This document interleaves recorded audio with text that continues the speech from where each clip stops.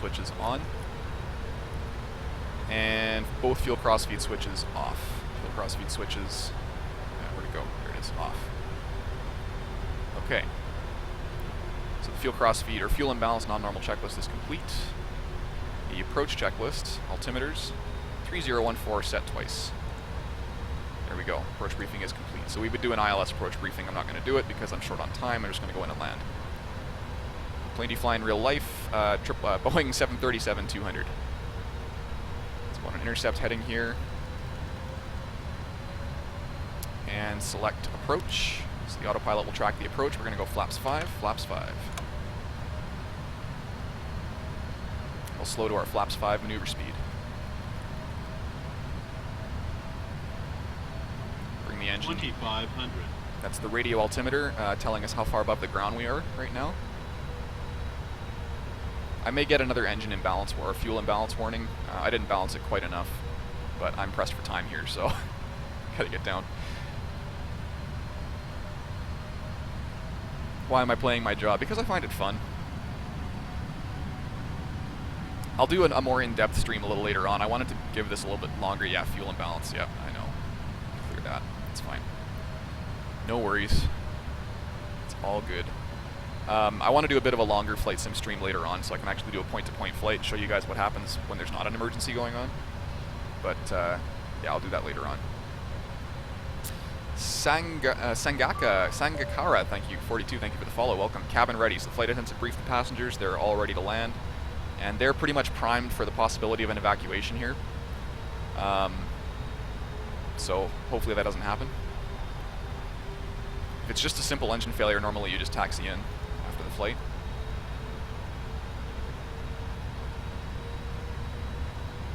Oh, you were on a flight that had an engine fire. Holy crap. Grakis, yeah, if you have a loss of cabin pressure and you're above 10,000 feet, it's an emergency descent down to 10,000 so people can actually breathe. It's pretty important. So yeah, it would have felt like a nosedive. Joran504, thank you for the follow, welcome. Because here I can actually screw things up, yeah, exactly. I'm not doing an aileron roll, Blood Dragon, not in a 777, at least not right now. Maybe next stream. I do fly on VATSIM, Silent Gaming Nation. Venge Streams, thank you for the follow, welcome.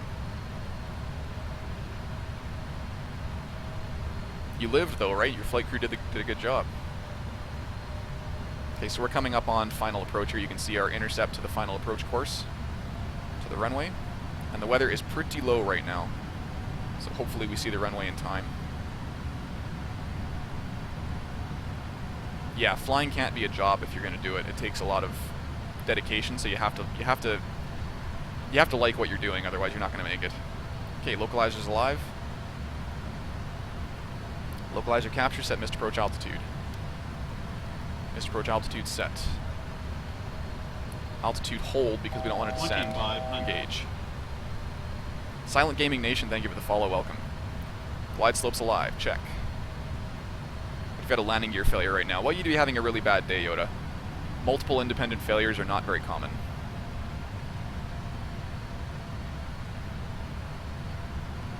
Okay, we're 1 dot above. Let's go gear down. Flaps 15. Landing checklist to the flaps. Normal checklist. Landing. And we'll arm the speed brake. There we go.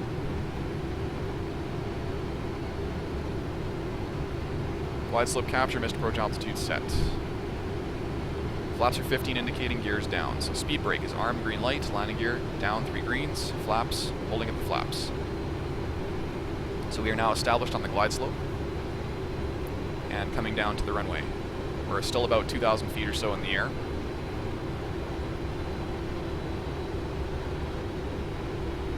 VATSIM is an online network to fly with other pilots and ATC, air traffic control, online on FlightSim.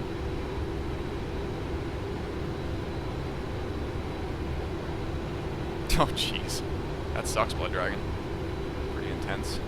So I don't see the runway yet. We're allowed to go down to 200 feet on the approach. Let's slow down a bit here as well. Flaps 20, flaps 20. Complete the landing checklist. Let's go right back to our ref speed plus 5 knots for the wind. Which is 149. Sorry, wrong ref speed. 168 should be our ref speed. There we go.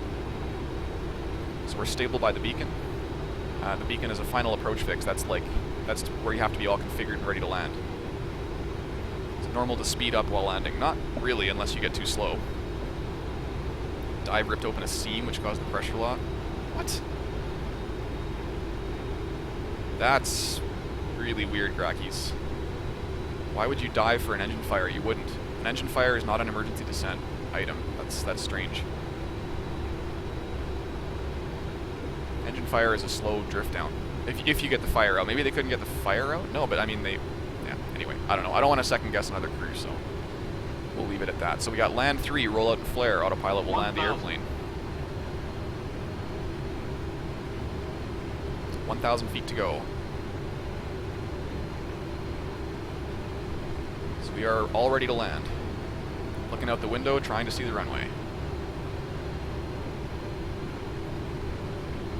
We have a slight bank on because of the fuel imbalance, which is fine.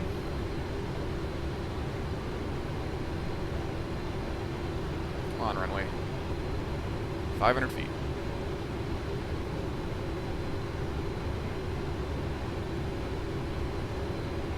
$400 feet.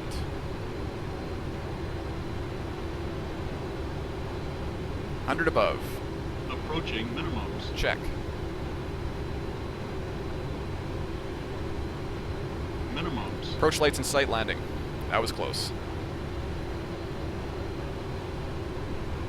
100.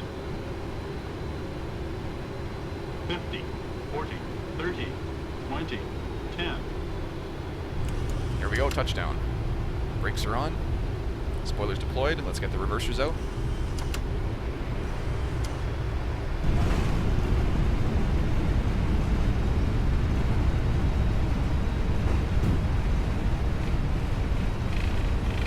Get the reversers out a little more, please.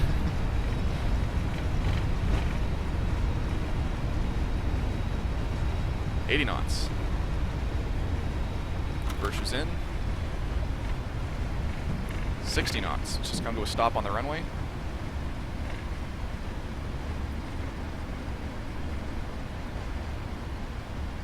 And there we go.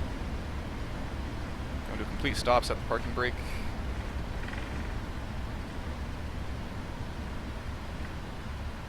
That's how you land a 777 on one engine. Alright, plane stop, parking brake set. We'll shut the auto brake off